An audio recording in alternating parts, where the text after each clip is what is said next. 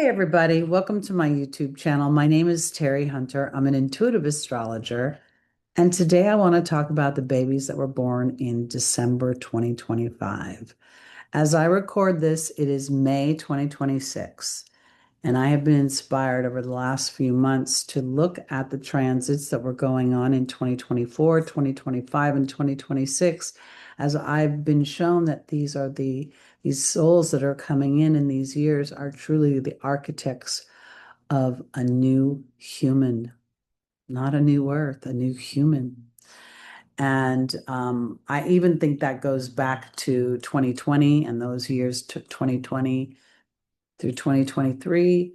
I'm probably going to go back and do a series on them as well, as I think they were part of the demolition, the deconstruction of the old systems. And now we're going to see the architects of a new system. But this particular time period is the children that will bridge the two worlds. So here it is now, December 2025. And what I want to talk about is how the outer planets have changed. They've moved, or they've tipped their toe in some respects into their new elements. And then they've retrograded back into the old elements, hence the bridge. We also, the outer planets represent a generational landscape. So wherever you are on planet Earth, these Uranus, Neptune, and Pluto are setting a stage for your awareness and your enlightenment and your awakening and your power, really, your power to create your own world. I will touch on the inner planets, which are known as the personal planets. We have the sun, which represents the I am. We have the moon, which represents I feel, I emote. We have Mercury, which represents I think, I communicate. We have I learn. We have Venus, which represents how I partner, how I belong, my sense of self. And then we have Mars, which represents my action, my sense of bravery, my sense of passion in life. We'll touch on those a wee bit, but they will be very specific to your child's chart. The moon, it moves very quickly, so you need the time of birth to know where that is in your child's chart and how it influences it. So we won't touch on that.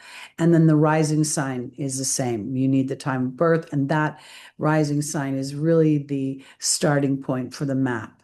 And so we'd have to look at the child's chart as an individual, but in general, we'll be able to extract some things that I think will be very helpful in guiding these children, parenting these children, and presenting the best opportunities for their expansion on this planet. We are going to talk about a little bit about Jupiter and Saturn. Both of those are considered semi-personal planets. Jupiter takes about a year and a half, year with retrogrades to go through each sign.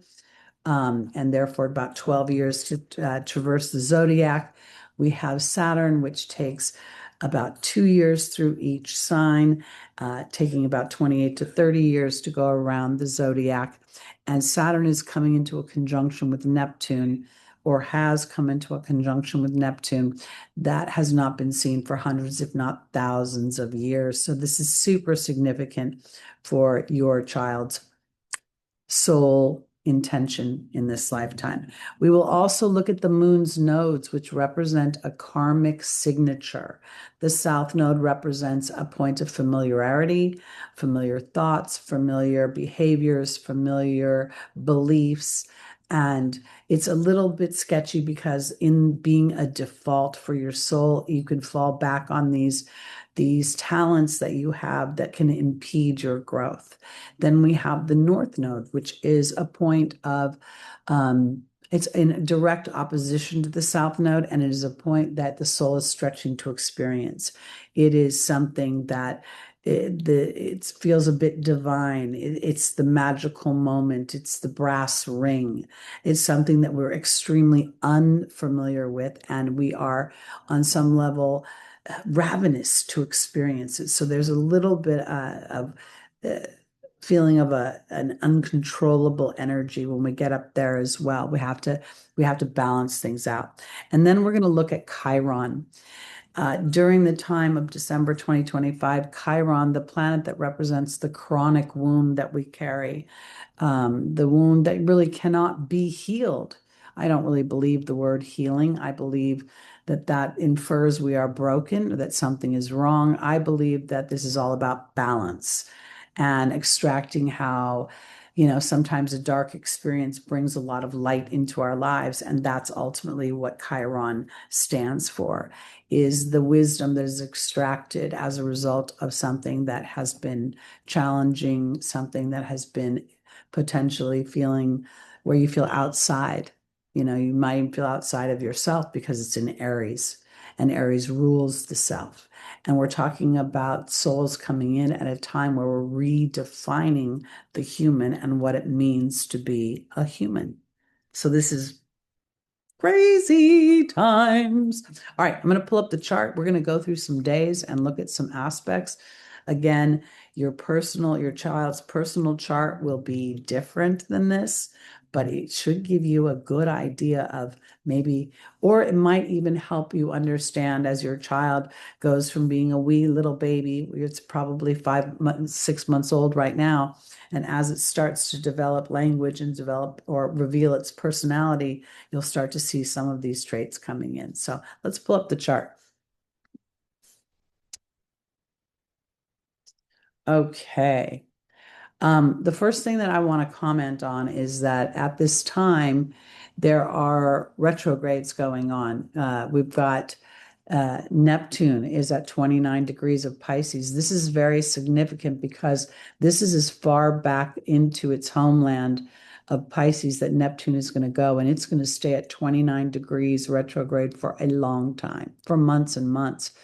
When a planet stays, on 1 degree, it actually gives it much more power. And this particular degree, 29 degrees, is what they call an anaretic degree. It's a degree of stress, of crisis, in the respect that there's an urgency to incorporate what the planet has learned in that sign, what it has accumulated in the way of knowledge and wisdom, and bring it into uh, the physical. And here we see that evidenced as uh, Neptune will move back into Aries and spend 14 years in Aries. So your children will have this, and especially those born in late December, potentially the Capricorn children might find a little bit of challenge in really trying to delineate where their physical experience and their spiritual experience merge, because Saturn that rules Capricorn is in a relationship here and is also stationed. Saturn has just gone direct, so it'll take a few days, I should say, probably about a week, maybe 2 weeks, for Saturn to really move. I don't know that sort of actual mathematical. We'll see Saturn move maybe 1 degree throughout the month, I think. So this is very powerful energy of building a strong structure based on my creativity, my soul's voice within the human structure. This is where, to me, this is building artists, filmmakers, people who create illusions that are beautiful, utopias, worlds that can be magical. But we have to sustain a period of time of unknowing, of the fear of being able to build that structure. There's a certain erosion that has to take place in what has been in order to move into what is. We see that these planets are making a favorable aspect to Jupiter here. Jupiter is in its exaltation of Cancer, which means it's in its highest dignity. I always think of it as the hometown hero. This can also indicate a strong attachment to home and hearth, the beliefs of home and hearth. It can indicate a home that is expansive and diverse within its philosophies. In the retrograde energy, we're revisiting something. And again, we're looking at the later degrees and we're looking at the 20s, the late 20s degrees. We're really looking at master degrees where the planet has been in that house, in that sign for enough time to be very, very familiar with it. And now it's about how I use the ebb and the flow of that planet and that energy moving forward.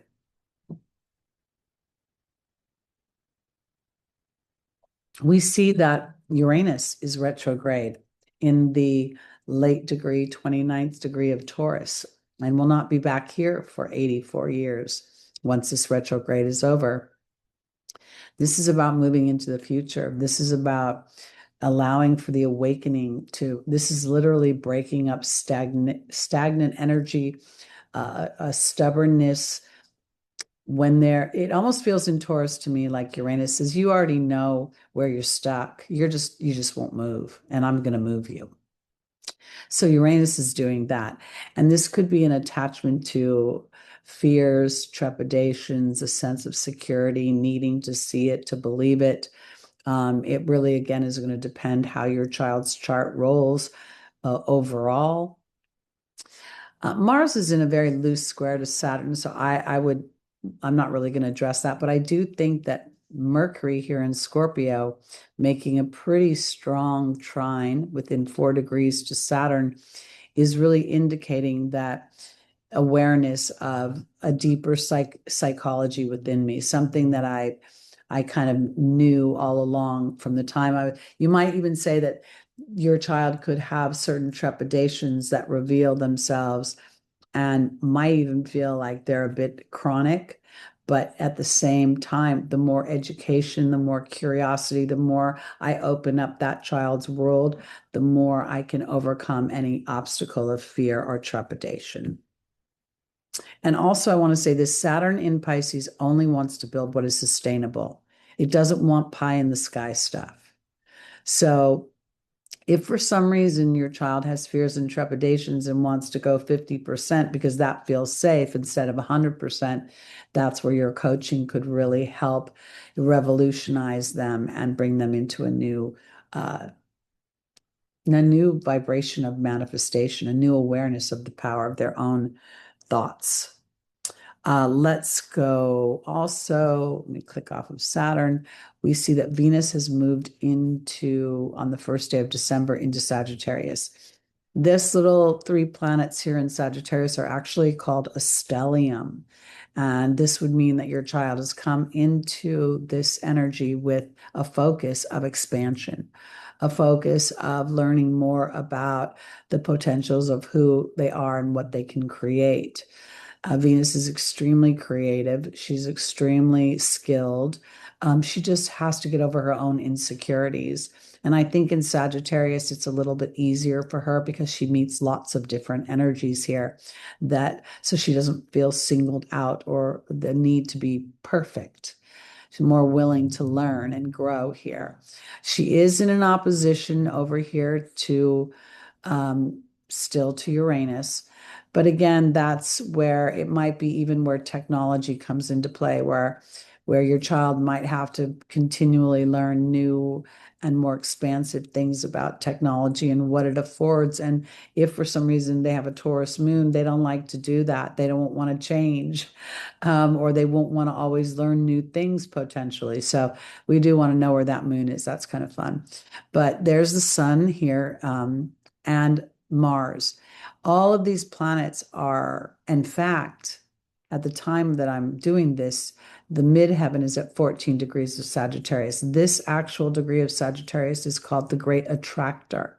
And the planets that are around it have the opportunity to take advantage of attracting what they need in order to accomplish their goals. So this is about shining your light, having a healthy ego, being diverse enough not to get stuck in any sort of one dogmatic thing that boxes you in. And Mars would be about taking action, and oftentimes action based on faith rather than evidence or something in material. Okay, let's go to the 8th And we're going to see, where's the 8th? Mercury is in the late degrees of Scorpio. And I think that this is important not only because Mercury is now experiencing the opposition to Uranus. Again, Uranus is hanging out here in breaking up the minutia of old thoughts, old history. Taurus rules the energy of your self-confidence. So how that was shaped by your early experience in childhood. So, when you have the parent who doesn't believe in Santa Claus and starts from the get-go, there ain't no Santa Claus in this house, that's going to affect your child moving forward. This is an extreme example. This dynamic is going to want to break that up. And so if inadvertently the child grows up to be overly Santa Clausy, this dynamic would want to bring the mind into balance and into balance in a way that understands the psychology of why they're taking actions the way they are. I hope that made sense to you. I think this is very powerful and beneficial, but it usually creates something outside myself that presents an unexpected awakening, and it doesn't have to be dramatic. It's just, I didn't know that was going to happen. And that could happen over and over again through the mind, like a series of epiphanies throughout a lifetime. Let's look at, and this influence would be really powerful for children born between December 8th and around December 14th. I'm now going to move over to the 12th of December. And here we now see we've got 4 planets. This is an actual stellium. We've got Venus on the great attractor within a degree, and we've got Mars on the supergalactic center. No matter where the moon is, and right now it's in Libra, this period of time for the next few days, this stellium will continue. The stellium will continue with Mercury, Venus, and the Sun for a few more days. Mars is going to move into Capricorn, but this is very powerful for someone who can connect to the other side, connect to the angelic realm. This is very powerful for somebody who would be brave in their willingness to stand for the possibilities of bringing many different schools of thought together. And when I say thought, I almost feel like this isn't just earthly thought. We also see that Saturn and Neptune have now gone direct at this time. Saturn is still at 25 degrees stationed, and now here is Neptune. This is a powerful standing in the sky for creating structure on a spiritual platform and a divine inner knowing. And sometimes this is going to conflict with the action that they want to take. There is also the potential to be able to download information from the universe on an intuitive level, and it may take a bit of time or practice for somebody with this configuration to be able to believe that that's true. Mars, I think, is a very instinctual planet, but it's instinctual from an earth plane. Like it's a reaction. I am instinctually good at reacting. If the ball drops, I can catch it. But it takes Mars a minute to slow down, which is where I think why in Capricorn it's in its exaltation, because it has to slow down and look at things from a more historic patterned place. And right now, at this time, those patterns aren't meant to conform us. They're meant to give us information to actually revolutionize us. And that's part of what this opposition between everyday life represented in Mercury's energy and what's the potential for the future when I break up the minutia. Okay, we also see that Neptune is in a square to Mars. Okay, so this again where in the natal chart, this would infer that initially the actions may feel diluted in some way, or And I say dilute, it's almost like putting too much water and not enough, juice in a bottle. And it dilutes it. I don't mean like delusional, although there is that aspect as well. But I don't think so because Mars is still influenced by Saturn's soberness. So here, I think this might be where these children in their very early years, when they are still so connected to their soul more than they've been conditioned to the earth plane, may have take actions or say things or do things on such an intuitive level that you don't understand. There's a kid on TikTok right now that must be like 4 or 5 years old, has an immense vocabulary and knows more stuff about planetary activity from an astronomical, meaning astronomy point of view. He like teaches lessons and the joke is people say, well, I know he's teaching out of five, for 5 year olds, but can we dumb him down to 2 year olds because he's so brilliant. And that brilliance, I think, is further evidenced by Jupiter over here in Cancer, where while it's still retrograde and that might be considered muting its energy, I don't really think so. I think it's revisiting its hometown hero, its expansion, its beliefs, it's where it sits as it create the Cancer energy is the root of the zodiac. It's the very lowest point, and almost like the cradle is a great way to put it. And here, the cradle is my beliefs. So I think that that's playing in favor to sustained efforts using my creativity, using my inner knowing, even though it may not seem rational to the outside world.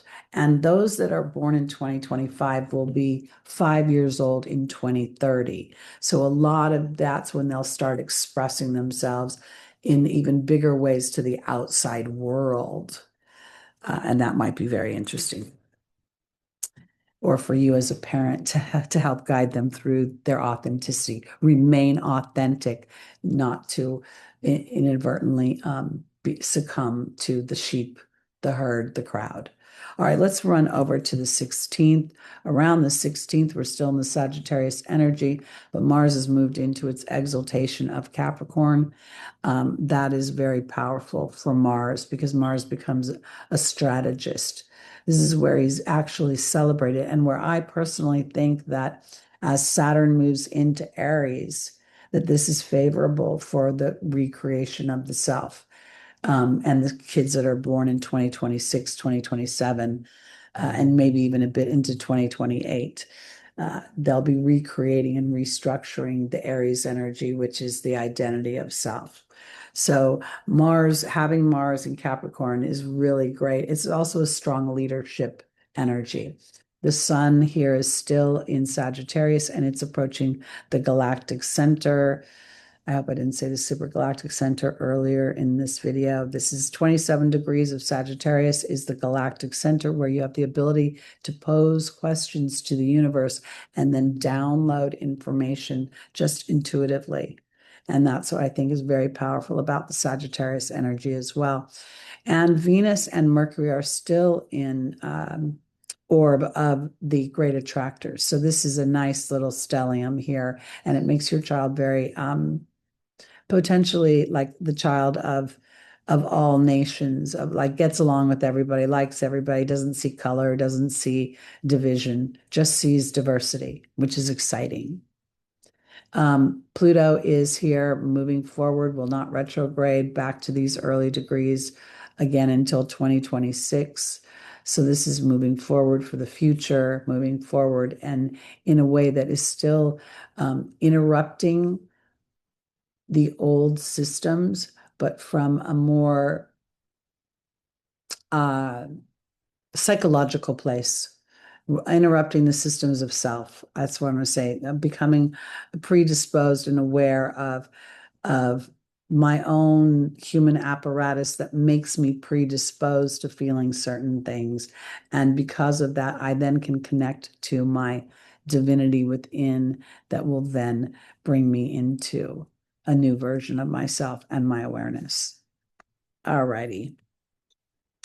From those children that cross the border of Sagittarius and Capricorn, we're going to go over to the 20th, but we're going to look at the 20th to the 25th.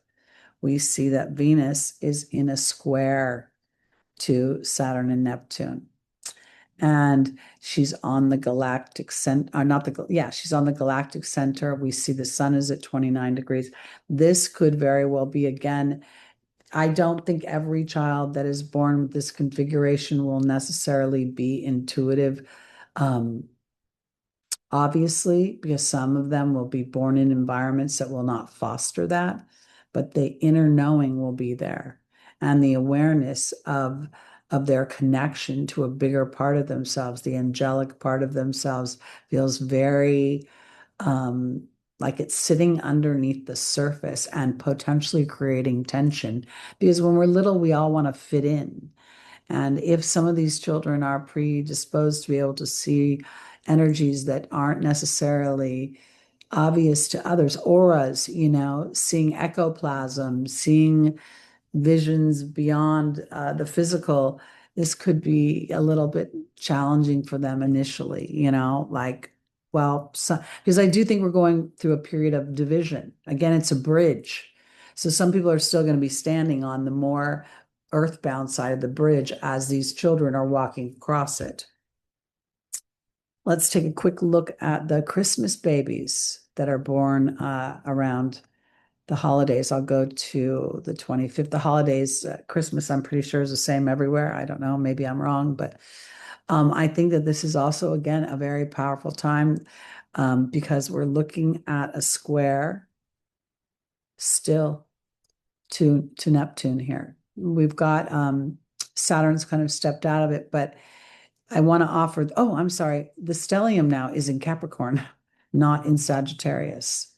And that would make this child very practical and want to build things, only things that they can see. And on some level, they may have to be coached into the authentic truth of what they're creating so that they don't need it to be seen in the material to make it viable. Capricorn doesn't want to build anything that isn't sustainable in the material realm.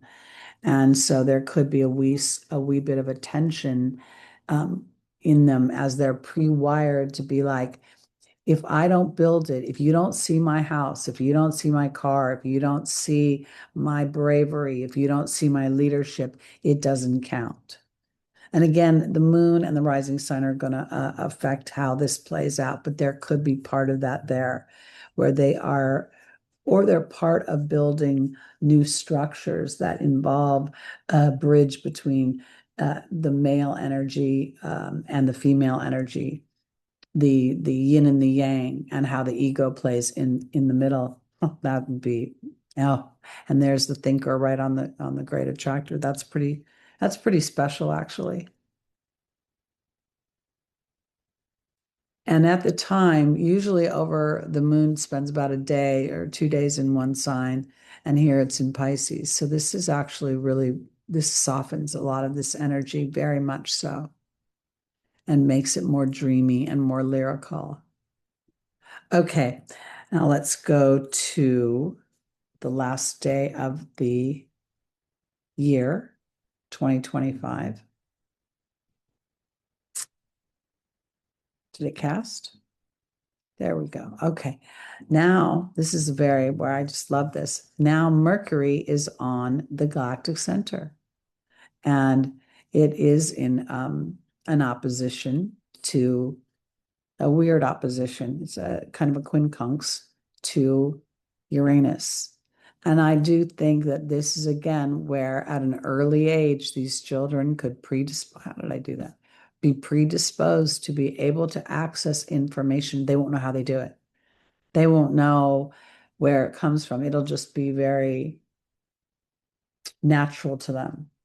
Now, there is a theory, a guy by the name of Nikolai Stanivanovich, something like that. Sorry, he's passed away. God rest his soul. He had a theory about 12 degrees of Capricorn being a house of a degree of great wealth.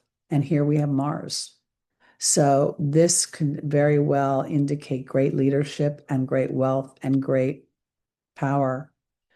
It may not reveal itself immediately, and it may be on some level attached to the rebellion of old ways and a building of new systems. I think that's evidenced by the square and a half, because I do know that we get to redefine how the planets interact in some of the signs as we build new structures. The Capricorn energy is the builder of the gold, or the golden age. Saturn gave mankind the tools to build the golden age. Saturn has the potential to revisit that here as we get more and more into the idea that we are more than our physical apparatuses. We are eternal consciousness. And that eternal consciousness can create at levels that the human hasn't experienced yet. And that's where a lot of this leadership comes in for me. So I think these early Capricorn babies, and as they have gone through the hugest transformation for Capricorn rising, Pluto is now in their second, potentially first or second house, and it's been breaking up some old stuff that's preventing Capricorn from truly moving into their genius and into a version of themselves they haven't experienced before. So I think that these kids are literally going to be magical, regardless whether they have, an environment that fosters that from the beginning. I mean, we can make it easier for them or potentially make it more challenging. I don't think it's directly in your hands. Everything is a co-creation.